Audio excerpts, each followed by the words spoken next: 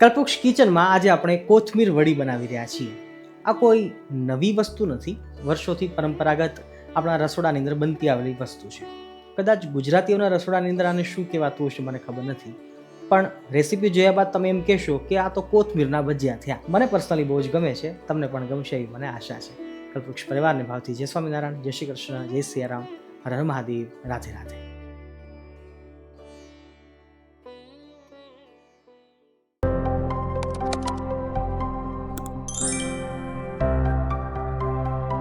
આજે આપણે જે કોથમીર વડી બનાવી રહ્યા છીએ એમના માટે બહુ ઓછી વસ્તુઓની જરૂર પડશે.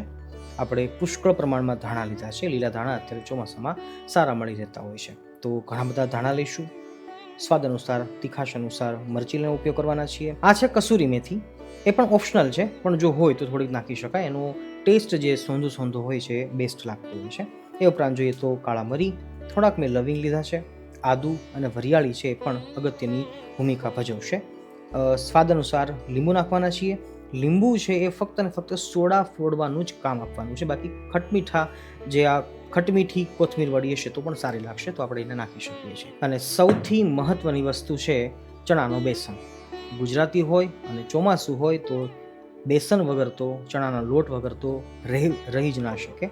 તો આજે આપણે બેસનનો ઉપયોગ કરવાના છીએ. હવે કઈ વસ્તુ કેટલી ઉપયોગ કરવી એ આપણે જોઈએ છીએ. સૌપ્રથમ તો આપણે કોથમીર છે એને સારી રીતે સમારી લઈએ.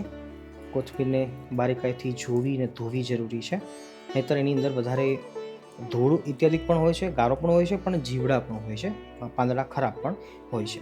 તો બહુ ઝીણું કટિંગ નથી જરૂરી કોથમીર વડી માટે. થોડુંક મોટું કટિંગ હશે તો પણ ચાલશે. એટલું બધું મોટું પણ નહીં કે બહુ હેવી કટિંગ કરીએ, પણ મીડિયમ સાઇઝનું કટિંગ કરવાનું છે, કંઈક આવું. જનરલી દાળ ને શાક માટે જે કરતા હોઈએ એ એકદમ ઝીણું હોય છે, પણ આમાં થોડુંક મોટું કટિંગ આપણે માંગશે. ખરેખર કહું ને તો બહુ જ સરસ અને એકદમ સરળ આ રેસીપી છે. બ્રેકફાસ્ટ તરીકે પણ લઈ શકીએ અને સાંજે પણ બનાવી શકીએ. અને મેઇન વાત તો એ છે કે કોથમીર છે તો એ શરીર માટે બહુ જ મહત્ત્વની વસ્તુ છે.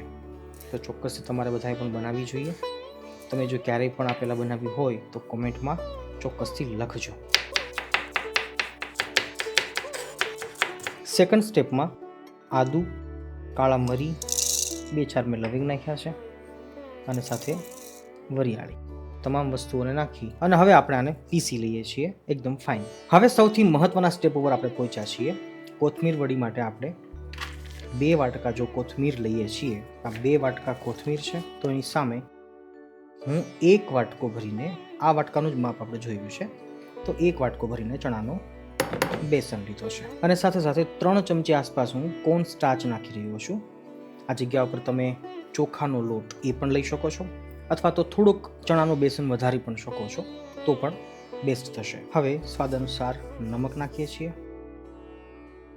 એ સાથે સાથે આદુ, મરિયા, વરિયાળી એનું આપણે એકદમ ફાઇન કરેલું પેસ્ટ છે.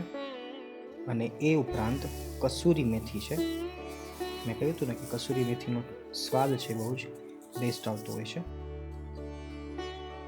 હળદર નાખીએ છીએ થોડોક કલર આવે એના માટે, અને તીખાશ માટે ઓબ્વિયસલી લીલા મરચાંનું કટિંગ. હવે પહેલી અને છેલ્લી શરત એવી છે કે જેટલું જોઈશે એટલું જ પાણી નાખીશું. વધારે પાણી નાખવાની જરૂર નથી. કોથમીર છે પોતાનું ભેજ છોડશે તો બેસ્ટ છે. કદાચ એમ લાગે કે પાણી નથી આમાં, તો ફક્ત ભેજ બનાવવા માટે જ આપણે 10, 12, 15, 25 ટીપા જેટલું જ પાણી નાખવાનું છે.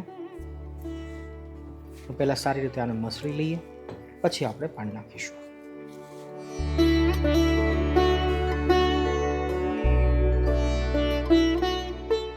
હવે એમ લાગે છે કે પાણી જોઈશે, એટલે ચમચીથી પાણી આપણે નાખીએ છીએ.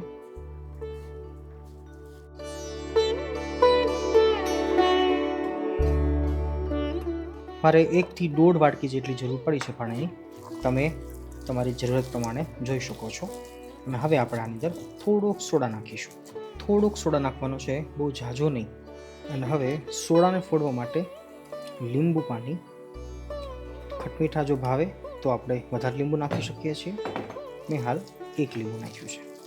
શરત એ રહેશે કે જ્યારે આપણે સ્ટીમ કરવા માટે મૂકીએ, મતલબ સ્ટીમરમાં અત્યારે પાણી ઉકળી જવું જરૂરી છે. સારી રીતે મસળી અને આ બાજુ આપણું સ્ટીમર ગરમ થઈ ગયું છે. તો હવે આપણે આ મસાલાને સીધો જ પ્લેટની અંદર પાથરી દઈએ. થોડીક પ્લેટને ગ્રીસ કરી લઈએ.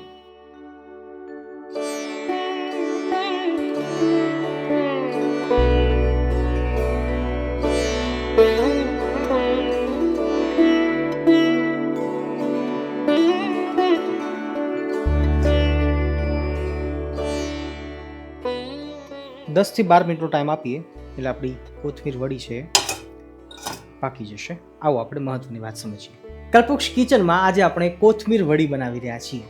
આ કોઈ નવી વસ્તુ નથી, વર્ષોથી પરંપરાગત આપણા રસોડાની અંદર બનતી આવેલી વસ્તુ છે.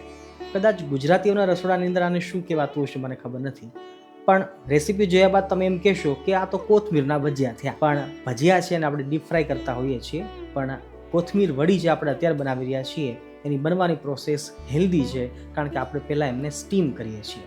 તો આજે આપણે કોથમીર વડી આ સુંદર સ્વાદિષ્ટ નાસ્તા જેવી અને વરસાદી ઋતુમાં ખાસ કરીને ખવાય એવી આ વાનગી બનાવી રહ્યા છીએ. સૌથી ખાસ વાત આ વાનગીની એ છે કે આની અંદર ભરપૂર પ્રમાણમાં કોથમીરનો ઉપયોગ થયો છે અને આપણે સૌ જાણીએ છીએ કે શરીર માટે કોથમીર ખૂબ જ અગત્યનું મહત્વનું શાકભાજી છે.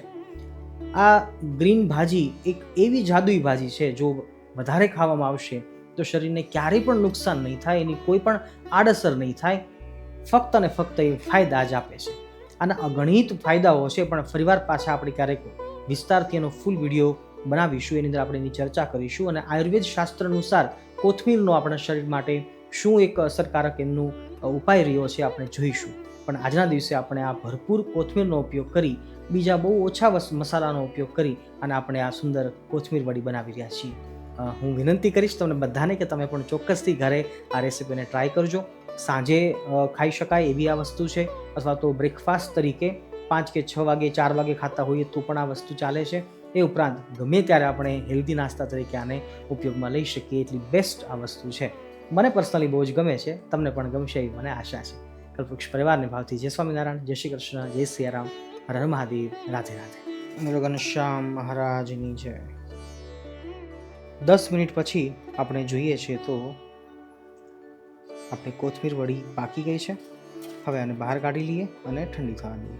આખીરમાં ઠંડુ થયા બાદ મતલબ 7 થી 10 મિનિટનો ટાઈમ ગયો હશે અને હવે આપણે આના કાપા પાડી લઈએ. અને સૌથી મહત્વની વાત એ છે કે આપણે હજી આને શેલો ફ્રાય કરવાના છીએ. તમે ચાહો તો ડીપ ફ્રાય પણ કરી શકો, પણ શેલો ફ્રાય પણ બેસ્ટ છે. અને શેલો ફ્રાય જો કરવાના છીએ તો પછી ફક્ત 80% સુધી બી જો આપણે પકાવીશું તો પણ ચાલશે. મેઇન વાત તો એ જ છે કે સ્ટીમ થતી વખતે કદાચ આપણે ઓછું પકાવ્યું છે 70 થી 80% તો પણ વાંધો નથી, કારણ કે હજી આગળ પણ તેલની અંદર એ પાકવાનું જ છે. અને હા, તેલમાં પકાવવું પણ જરૂરી નથી. જો આપણે 100% આ રીતે જ બાફી નાખીએ તો પણ હવે આ બેસ્ટ છે, જમવા માટે યોગ્ય છે અને ઠાકોરજીને થાળ સીધો આપણે ધરાવી શકીએ. એ હવે ટોટલી અપોન અસ કે આપણે આનો આગળ વિધિ કરીએ કે ના પણ કરીએ.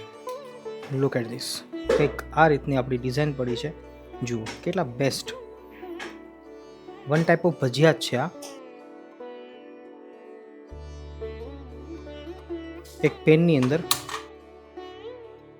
થોડુંક તેલ નાખીએ છીએ આપણે.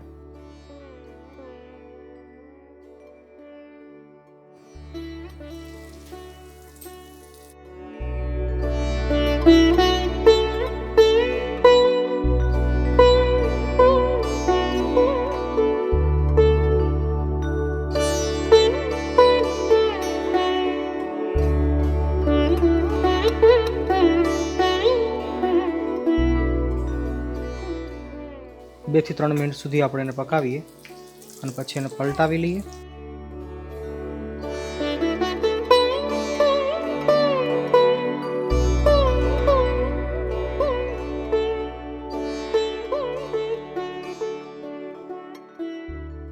ફાઇનલી આપણી કોથમીર વડી બનીને તૈયાર છે.